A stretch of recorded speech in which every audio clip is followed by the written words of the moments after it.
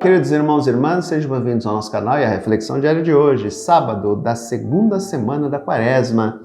Evangelho Lucas 15, versículos do 1 ao 3 e do 11 ao 32. Naquele tempo, os publicanos e pecadores aproximaram-se de Jesus para escutar. Os fariseus, porém, e os mestres da lei criticavam Jesus. Este homem acolhe os pecadores e faz refeição com eles. Então Jesus contou-lhes esta parábola. Um homem tinha 2 filhos. O filho mais novo disse ao pai: Pai, dá-me a parte da herança que me cabe. E o pai dividiu os bens entre eles. Poucos dias depois, o filho mais novo juntou o que era seu e partiu para um lugar distante. E ali esbanjou tudo numa vida desenfreada. Quando tinha gasto tudo o que possuía, houve uma grande fome naquela região, e ele começou a passar necessidade. Então foi pedir trabalho a um homem do lugar que o mandou para o seu campo cuidar dos porcos. O rapaz queria matar a fome com a comida que os porcos comiam, mas nem isso lhe davam. Então caiu em si e disse: Quantos empregados do meu pai têm pão com fartura e eu aqui morrendo de fome? Vou-me embora, voltar para o meu pai e dizer-lhe: Pai, pequei contra Deus e contra ti, já não mereço ser chamado teu filho. Trata-me como a um dos teus empregados. Então ele partiu e voltou para o seu pai. Quando ainda estava longe, seu pai o avistou e sentiu compaixão.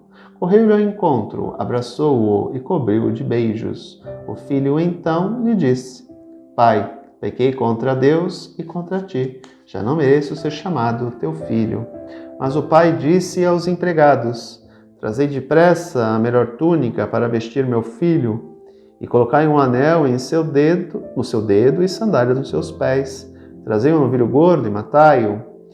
Vamos fazer um banquete, porque este meu filho estava morto e tornou a viver, estava perdido e foi encontrado. E começaram a festa. O filho mais velho estava no campo. Ao voltar, já perto de casa, ouviu música e barulho de dança. Então chamou um dos criados e perguntou o que estava acontecendo. O criado respondeu: É teu irmão que voltou. Teu pai matou o novilho gordo, porque o recuperou com saúde. Mas ele ficou com raiva e não queria entrar. O pai, saindo, insistia com ele. Ele, porém, respondeu ao pai: Eu trabalho para ti há tantos anos, jamais desobedeci a qualquer ordem tua, e tu nunca me deste um cabrito para festejar com meus amigos. Quando chegou esse teu filho que esbanjou teus bens com prostitutas, matas para ele o novilho cevado. Então o pai lhe disse: Filho, tu estás sempre comigo e tudo que é meu é teu. Mas era preciso festejar e alegrar-nos, porque este teu irmão estava morto e tornou a viver, estava perdido e foi encontrado. Famoso texto do filho pródigo, somente encontrado no Evangelho de Lucas. Por quê? Porque retrata uma problemática da comunidade lucana. Ok? Os evangelhos foram construídos da seguinte forma: houve um proto-evangelho, o primeiro evangelho, que se perdeu. Deste proto-evangelho nasceu o Evangelho de Marcos, no ano 70. Do Evangelho de Marcos, no ano 85, nasceram os Evangelhos de Lucas e Mateus. Se nós olharmos a estrutura do Evangelho de Marcos, que é uma estrutura enxuta, de 16 capítulos, vamos encontrá-la tanto no Evangelho de Lucas quanto no Evangelho de Mateus, que são evangelhos com 20 e poucos capítulos. Se não me engano, Mateus é 28, Lucas eu não tenho certeza se é 28 ou 26.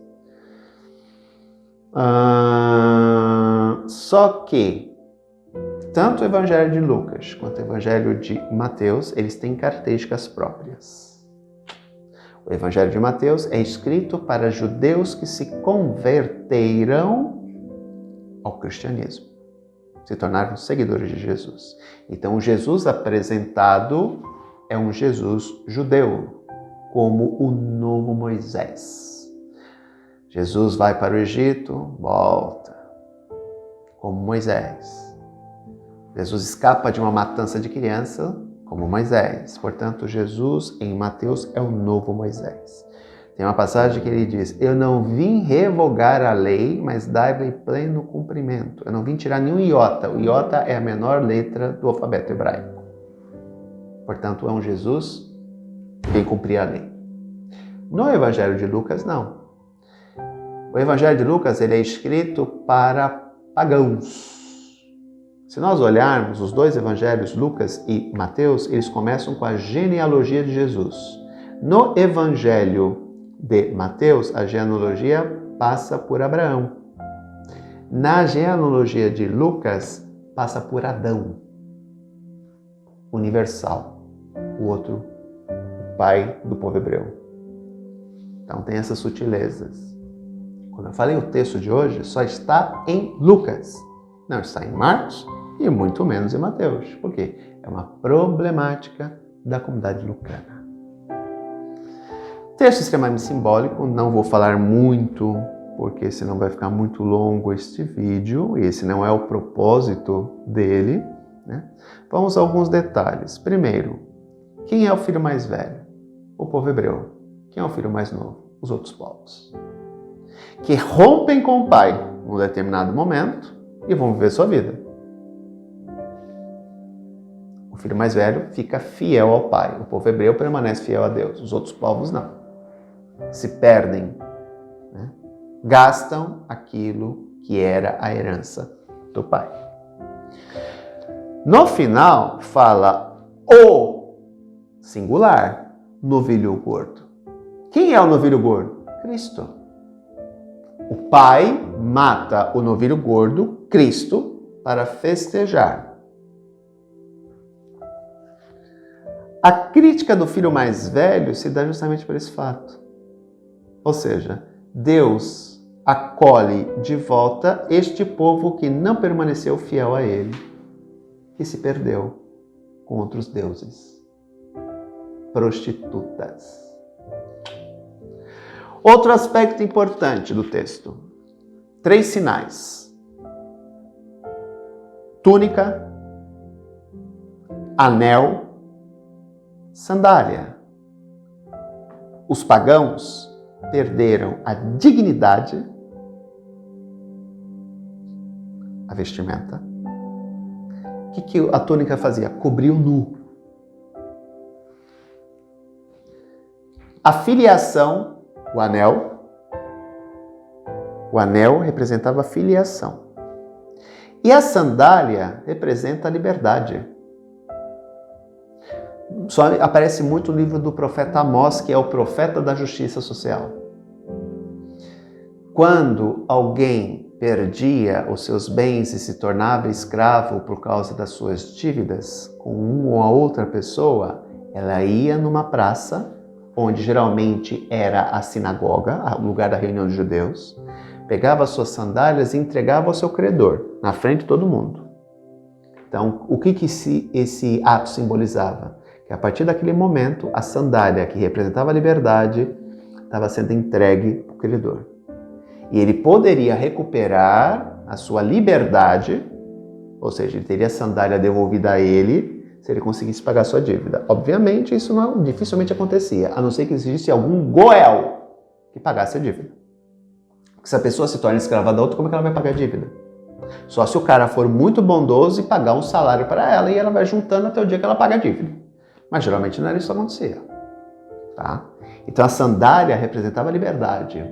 Se a pessoa, por um milagre ou por alguém que pagasse a dívida dela, conseguisse, o credor, o antigo credor, ia com essa pessoa na praça pública e lhe devolvia as sandálias. Então devolvia a liberdade. Então a sandália representa a liberdade. O anel, a filiação. E a túnica, a dignidade da pessoa. Então tudo isso é devolvido ao povo hebreu. Ou ao povo hebreu não, aos povos pagãos. E são recuperados. Tanto que o pai fala: este teu irmão estava morto e tornou a viver, mediante a morte do novilho gordo. Por isso que o texto é simbólico. Agradeçamos a Deus por tal ato de generosidade para conosco, né? Porque foi mediante o sacrifício do novilho gordo que nós recuperamos a nossa dignidade, a nossa filiação e a nossa liberdade de filhos de Deus. Queridos irmãos, terminamos mais uma semana por aqui, retornamos na próxima segunda-feira. Desejo a todos um excelente final de semana, que Deus os abençoe. Um grande abraço, tchau.